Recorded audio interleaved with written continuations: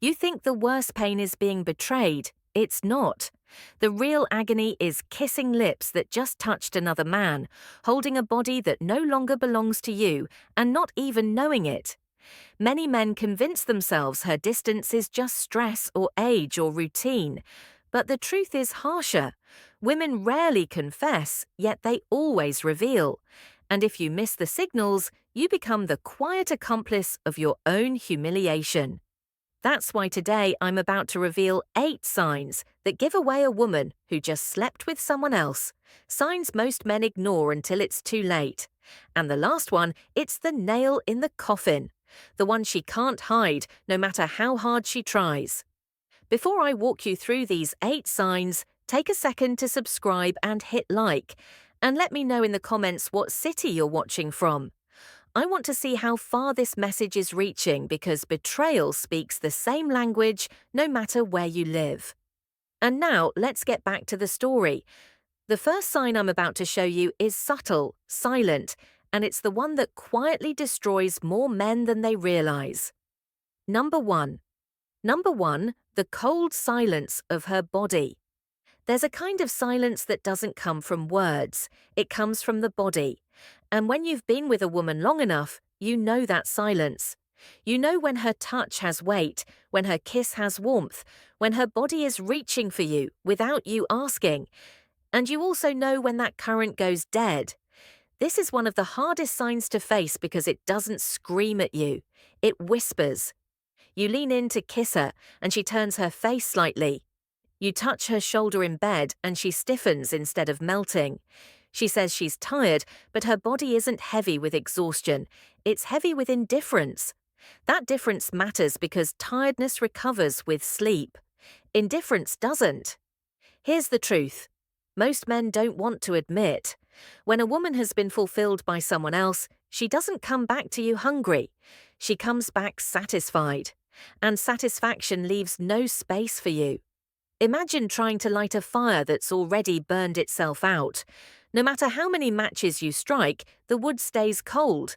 That's what it feels like when her body has already given itself elsewhere.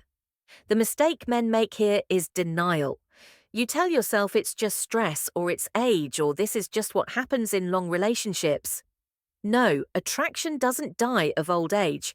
It dies when it moves to another source. If she used to pull you close after work but now rolls away, that's not routine. It's a signal. So what do you do with this knowledge? You don't beg. You don't push harder. You observe. You test. Instead of chasing, pull back. Watch if the distance shrinks on its own or if it widens even further. A woman who still desires you will eventually reach out again. A woman who's given herself away will let the silence deepen. Your job isn't to force her body to respond. Your job is to recognize when the response is gone. The shift is painful, yes, but it's also liberating.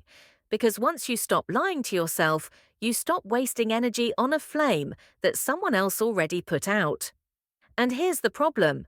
If the body doesn't speak to you anymore, don't think the truth will hide, because if her skin has gone silent, her habits will start screaming. If you don't see it in her touch, you'll smell it in her rituals. Number 2. Number 2, the cleansing ritual. When a woman has been intimate with another man, she doesn't walk through your door carrying the scent of betrayal. She walks in smelling fresh, too fresh, a new perfume that wasn't there before, a shower that lasted longer than usual, clothes changed for no reason, underwear swapped in a way that doesn't match the rest of the day. On the surface, it looks like self-care. In reality, it's a cover-up. This is what I call the erasing ritual. She's not just cleaning her body, she's trying to clean her conscience. And most men miss it because they want to. You tell yourself she just likes to feel fresh, or she's trying a new scent. That's how you gaslight yourself, because you don't want to face the darker possibility that she's removing the traces of someone else before you notice. Here's how it works. A woman knows her body tells stories. Skin holds on to smells. Hair carries traces. Clothes remember contact, so she scrubs, she sprays. She hides the evidence under lavender and soap. And the irony is that the more she tries to erase, the louder it becomes. That sudden obsession with hygiene isn't a random act, it's a pattern.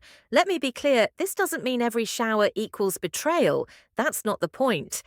The point is change. If she never cared much about rushing to the bathroom after work, but suddenly does. If she's suddenly guarding her laundry like it's classified, you pay attention. Psychology isn't about absolutes. It's about shifts. It's about noticing what no longer fits the rhythm of who she was with you. So, what's the move? Stop excusing the inexcusable. Don't laugh it off. Don't pat yourself on the back thinking, at least she's taking care of herself. Number, observe, connect the dots. If this ritual repeats, if it always comes with that too perfect smile afterward, you know what's going on. The mistake men make is ignoring their nose and their gut. You smell the perfume, but you call it fragrance instead of deception. You notice the over-cleanliness, but you label it personal growth. That's how you become an accomplice to your own replacement. The solution is awareness. When the pattern shows up, you don't confront with rage. You acknowledge with clarity. You don't need to accuse, you need to see. Because once you see it, you can't unsee it. And that clarity changes how you show up. But here's the thing, hygiene is just the surface. Underneath the game goes deeper, because when her body is clean, she still has to deal with her emotions. And guilt has a way of spilling out sideways. Number 3, the blame game. Unjustified irritation. When guilt becomes too heavy for her to carry, she doesn't confess it, she transfers it. Suddenly, you're the problem. You walk through the door and instead of a hello, you get a complaint. You load the dishwasher wrong, you're too quiet, you're too talkative. Whatever you do, it's not enough. That irritation isn't random, it's strategy. Here's the psychology behind it. If she paints you as the villain, she doesn't have to feel like the betrayer. She rewrites the script in her head. In her version, she didn't step outside the relationship because she wanted to. She did it because you were inattentive or controlling or boring. This is projection at its sharpest. She can't handle the conflict inside herself, so she pushes it onto you. The trap most men fall into is defending themselves. You try to explain. You argue thinking logic will fix it, but you can't out-logic guilt. The more you defend, the more ammunition she gets to keep painting you as the bad guy. And before you know it, you're walking on eggshells in your own home. Here's the shift. Stop playing defense. You don't need to win the argument. You need to win your dignity. Next time she snaps at you over something ridiculous, don't rise to the bait. Don't beg. Don't debate. Look her in the eye and say calmly, you don't need to fight to justify what you've already decided. Then step back, not out of weakness, but out of strength. You're showing that you see the tactic and you won't dance to it. That one move flips the dynamic. Because when you don't play the role she wrote for you, her script collapses. Now the weight of her guilt sits where it belongs, with her. And you just claimed back your emotional ground. Men often ask me, but isn't staying silent weak? Number. Weakness is letting someone bait you into chaos. Strength is control. You're not ignoring the issue. You're refusing to be manipulated by it. That's what separates a man being drained from a man standing tall. But remember this, projection is powerful, but it isn't the final mask. There's another battlefield where the truth shows up without her even speaking, a place no excuse can cover, and it's in her body itself. Number 4, the body doesn't lie.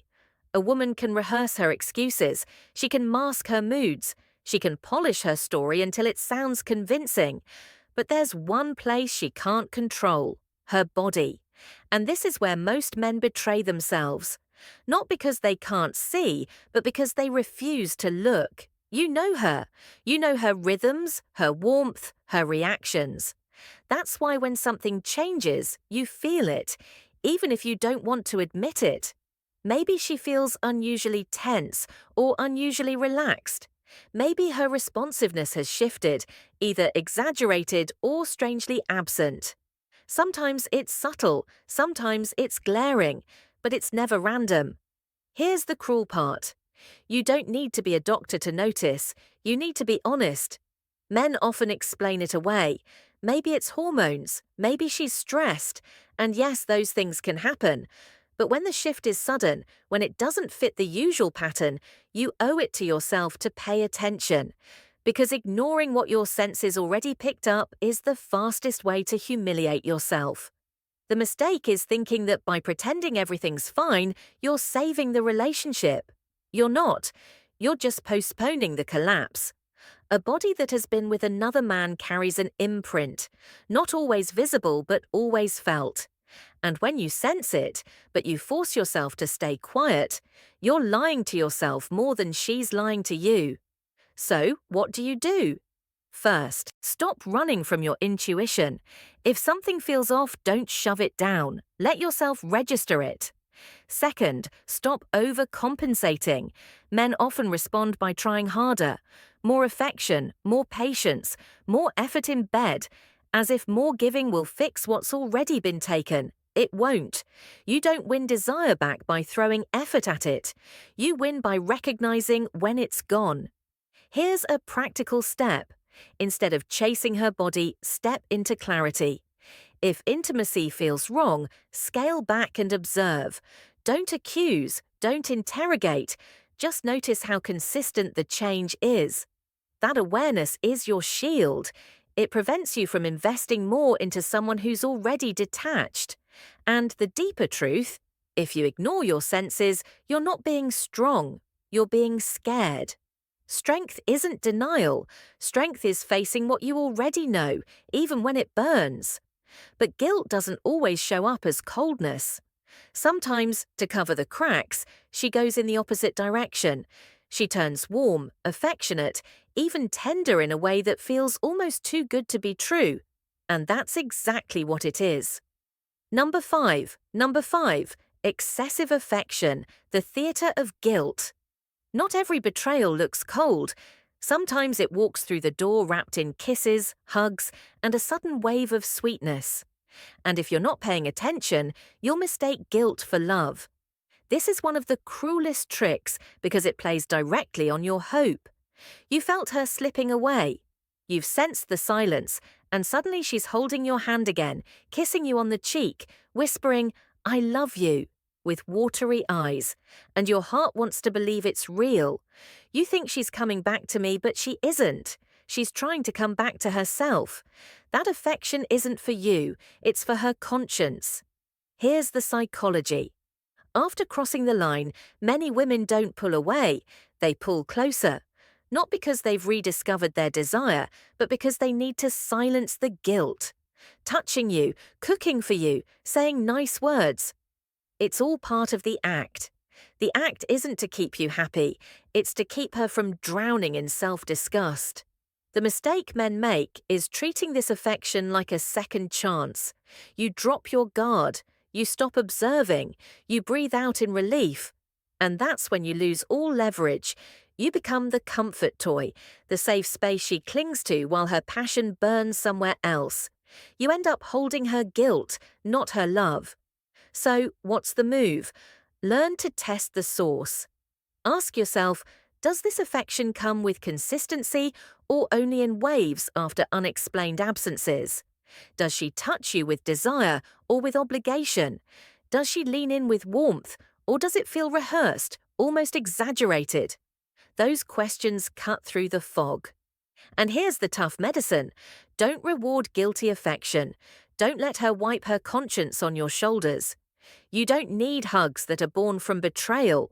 What you need is honesty, even if it's cold.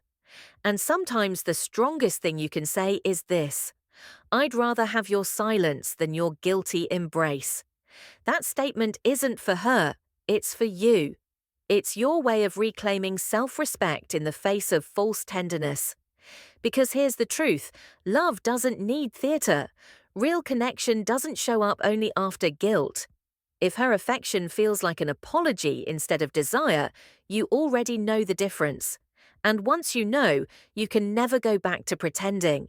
But if you keep accepting her guilty embrace, the next stage is worse because she won't just touch you without desire. She'll stay with you physically while her mind drifts miles away. Number 6. Number 6, emotional absence in intimacy. There's a difference between a body beside you and a soul with you. And once you felt that difference, it's impossible to unfill it. This is the stage where betrayal cuts the deepest. Not because of what she does, but because of what she withholds. She gives you her body, but she no longer gives you herself. Picture this. You're in bed. Everything looks normal. She touches you. She moves. She even moans. On the surface, it's all there, but something is missing. Her eyes are empty. Her energy doesn't sync with yours. You can feel that she's somewhere else, replaying a memory that doesn't involve you. That's not intimacy, that's theatre. And here's the brutal truth. A woman who's emotionally absent during intimacy is already gone. You're not making love, you're playing a role in her cover-up. And men who ignore this always tell themselves the same comforting lie. She's just tired or it's stress. But deep down, you know the difference.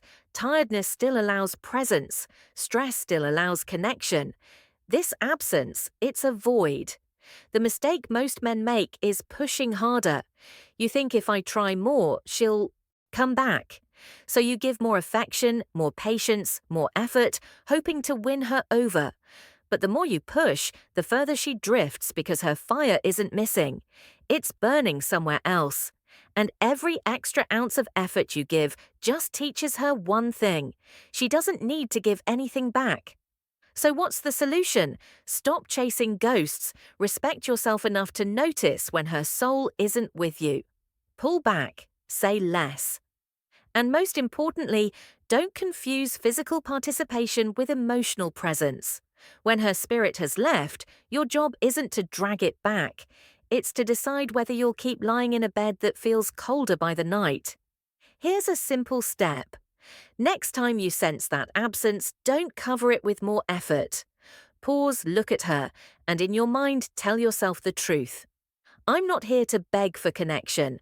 I'm here to recognize reality. That shift in mindset alone changes everything. It stops you from being the man who tries to revive a bond that's already been buried. Because being next to a woman who isn't truly with you isn't love, it's humiliation. And if you let that humiliation settle, the next sign will expose it in plain daylight. She won't just leave you emotionally absent in bed, she'll start leaving you physically absent in time. Number 7. Number 7, the late returns. Empty excuses. When love is real, time bends to make room for it.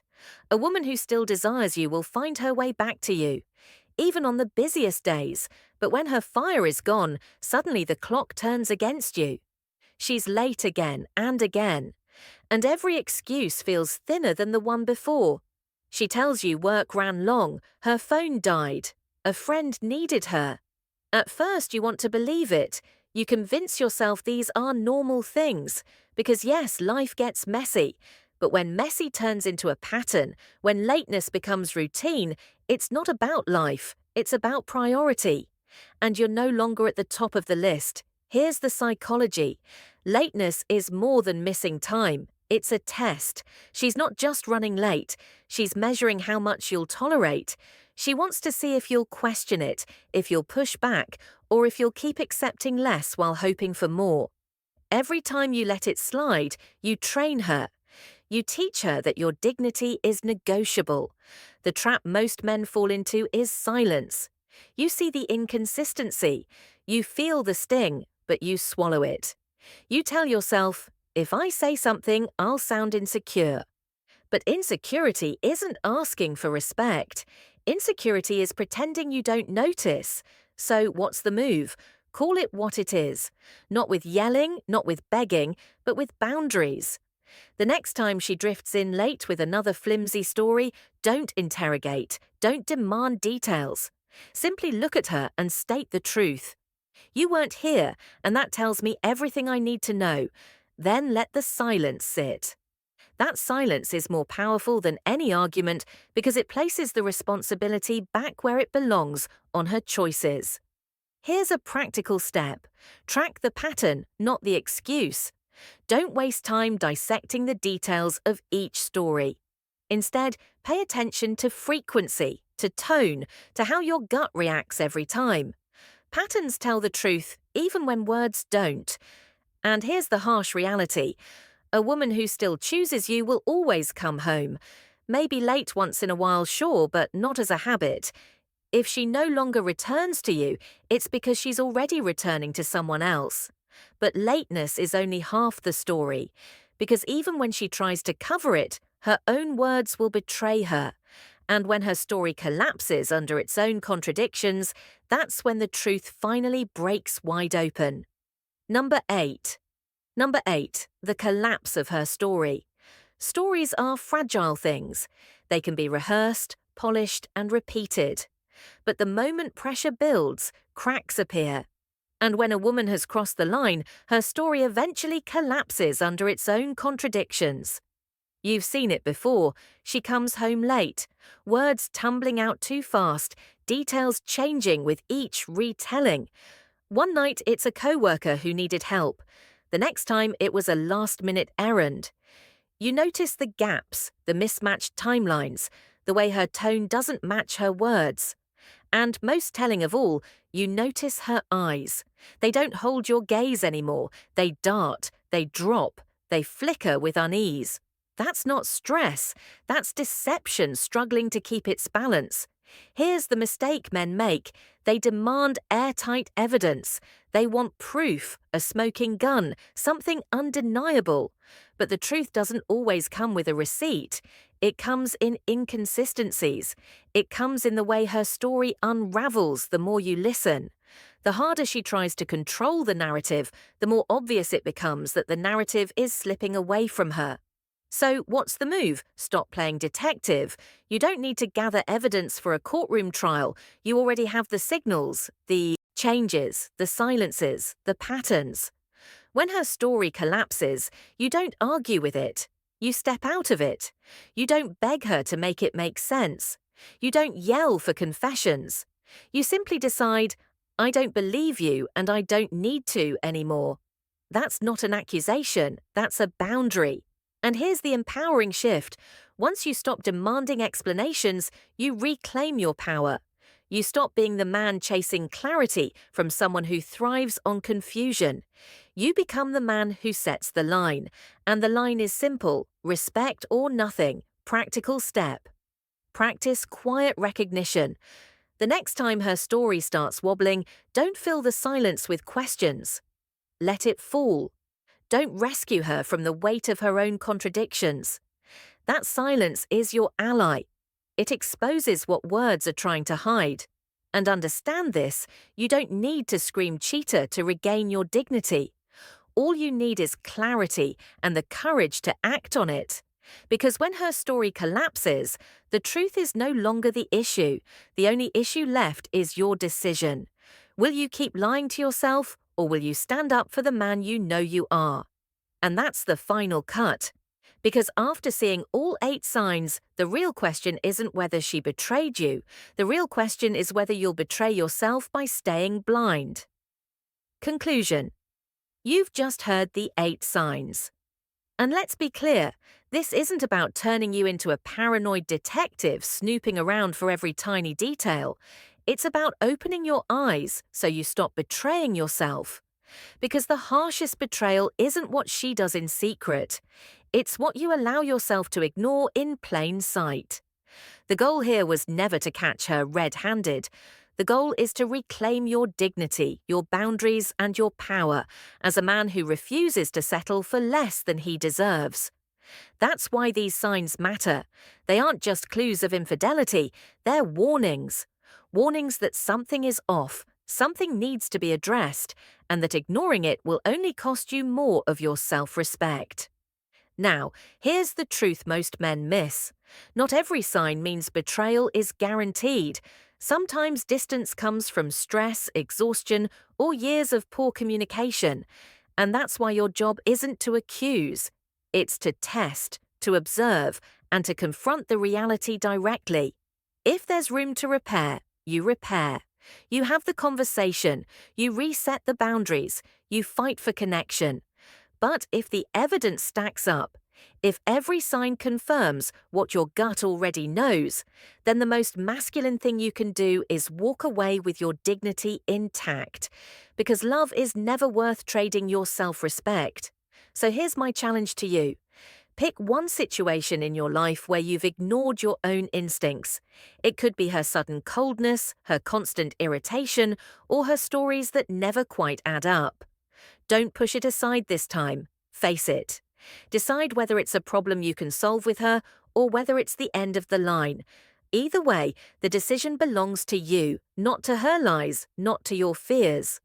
Before you go, hit subscribe, tap like, and share this video with a man who still refuses to see what's right in front of him. And in the comments, I want you to share your story. Have you ever noticed one of these signs? How did you handle it? Because your story might be the one that wakes up another man before it's too late. This isn't the end of your journey. It's the beginning of taking back what was always yours. Your self-respect, your clarity, and your freedom to choose love without ever losing yourself.